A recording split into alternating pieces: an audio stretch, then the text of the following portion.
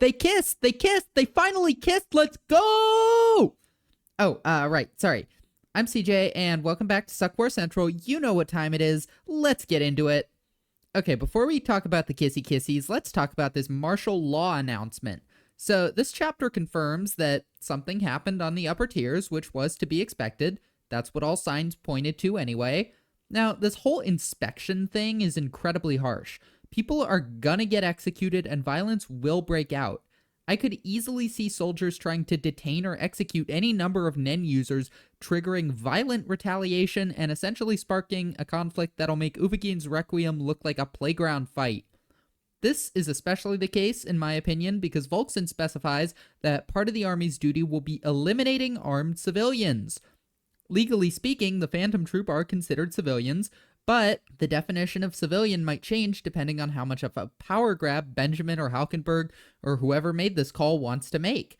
If they're going for a clean sweep, then Mafia members and even hunters could be declared civilians, giving the Royal Army carte blanche to execute them, they can try. Anyway, as predicted, Volkson uses the deal card, and not to toot my own horn here, but I totally called it when I said that small request was gonna be a kiss. Also, I just want to note a couple things. Firstly, look at Morena doing this little thing with her fingers. She's all nervous.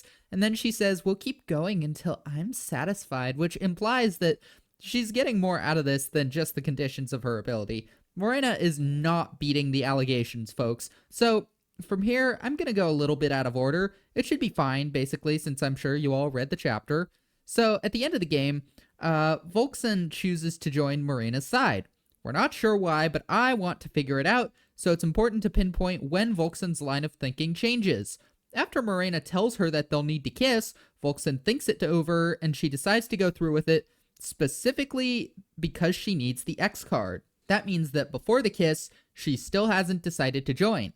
So the kiss happens off screen, and that's fine by me. I'm just happy it happened. I mean, my imagination can do better than anything Togashi could draw. Anyway, I also want to call attention to the fact that right after they kiss, for the rest of the page, Volkson's eyes are like pitch black.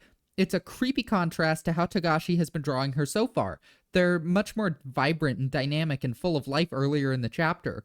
It makes me feel like that kiss metaphorically hollowed out Volkson and filled her with darkness. It's possible that she's now under the effect of some kind of light manipulation, but I think it's more metaphorical than anything. Also, this is apparently Volkson's first kiss, which makes me feel really bad for her. I mean, after kissing Morena, you can pretty much only go downhill from there. Nothing's ever going to be as good as that, so rip Volkson. Anyway, this is more just a nice bit of humor. This is more than just a nice bit of humor from Togashi, in my opinion. Jesus. Anyway, it also goes to show that Volkson's mind hasn't been made up yet. Volkson could have easily taken back the X card off screen or during the kiss, but this little conversation creates a buffer between the kiss and Volkson retrieving the card. To me, this is Togashi telling us that whatever made Volkson decide to join Morena, it wasn't this kiss. We also get a bit of character development from Volkson and Morena when Volkson asks to check the cards that I really like. Morena is insulted by the lack of trust in the card game, and Volkson thinks if Morena has nothing to hide, it should be fine. Now, this is a debate for people who can trust each other. Volkson has no real reason to trust Morena because, obviously. But Morena being insulted here shows that to her, this is actually a form of intimacy. Though this card game has potentially lethal consequences, even despite that and the fact that it's a recruitment tactic, Morena is growing to get invested in, and maybe even care about Volkson, which is just kind of heartbreaking to me. It's hard to explain on YouTube and maybe not that interesting to the audience, but as someone with a certain personality disorder, I can pretty much understand exactly what Morena's thinking here and how she could perceive this as a form of intimacy. It's a card game, yeah, but it really is a game to Morena, and she feels like she's bonding with Volkson over that because her relationships and attachments to people are so fundamentally broken. She's completely blind to how the coercive nature of this game and its stakes position Volkson and Morena as adversaries. To Morena, they really are just two women playing cards and swapping spit. I know Morena's evil and crazy and needs to go down, but I honestly do legitimately feel bad for her here. When she says, "That hurts, even after our kiss," I think she's actually being serious. And look at how Togashi draws her when Volkson checks the cards. Morena is legitimately pissed off by this. Now, Volkson goes on to lose the X card again, and Morena taunts her, saying, "Would you like to check the other two again?" Showing that she's still butthurt about Volkson asking to check the cards. It shows that seemingly really minor incidents of perceived betrayal totally get under Morena's skin. And aside from being a symptom of a personality disorder, this could also be a weakness that Volkson might exploit should she be positioned against Morena in an adversarial way again. You might think that's out of the question after the way in which this chapter ends, but I personally would argue there's a decent chance of it happening. More on that later, though. So Morena starts asking about the location of the hideout, and we get a lot of good info from this. To recap, the Haley hideout is at least partially created through a Nen ability, and is located in the bulkhead between tiers 2 and 3. Well, not between the bulkhead necessarily, but I'm pretty sure that's what it means. That is actually huge. This clever placement means that it could take the spiders way longer to find the hideout, especially if the Haley have found and destroyed Henry's transmitter.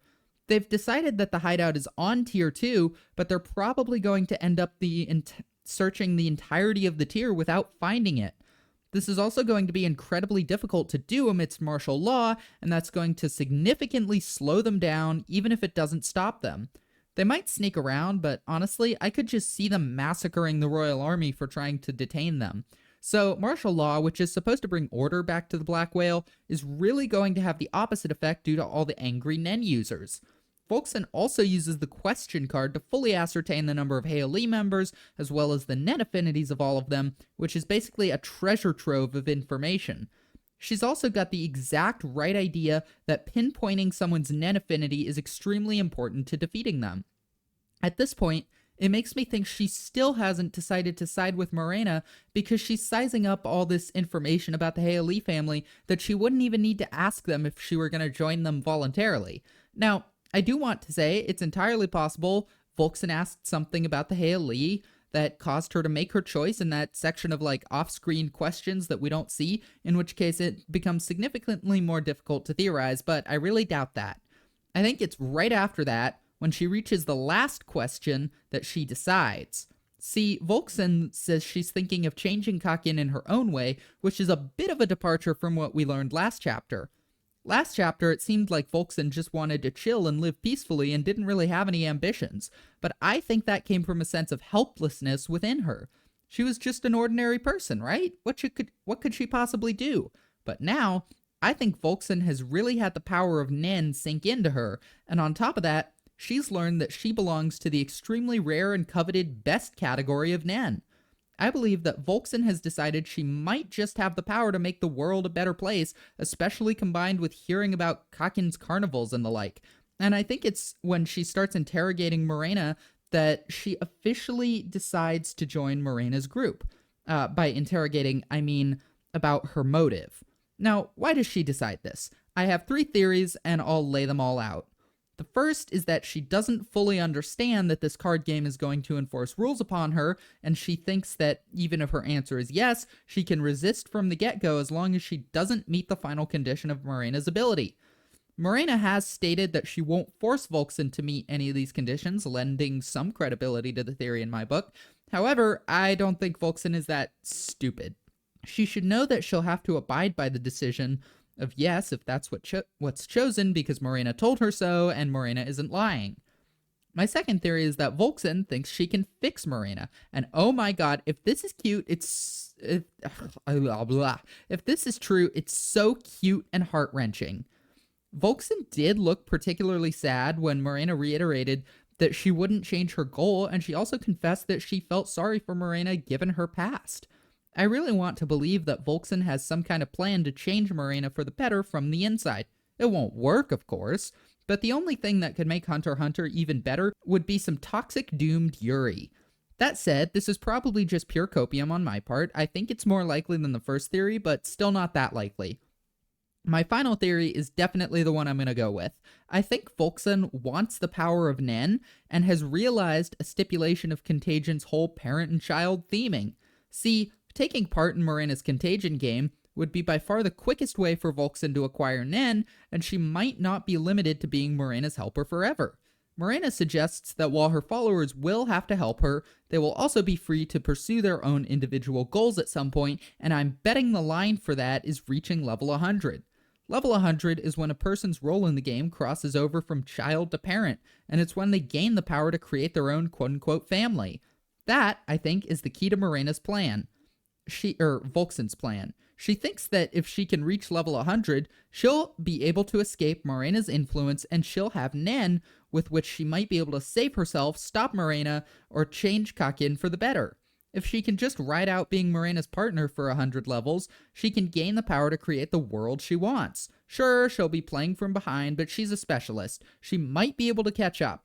What's more, Morena's intelligence has not impressed me that much during this card game, but Volkson's has. Volkson might just have faith enough in her own intelligence to pull this off. And sure, it's entering into a disadvantaged position from the start, but it's honestly better than just being set free, like picking the X card. Being released will only delay Volkson's demise. In order to enact her agenda, she needs the power of Nen, even if that means striking a deal with the devil. With that said, I've been Suck War Central, and I hope you enjoyed this chapter review, just as I hope you have a wonderful day.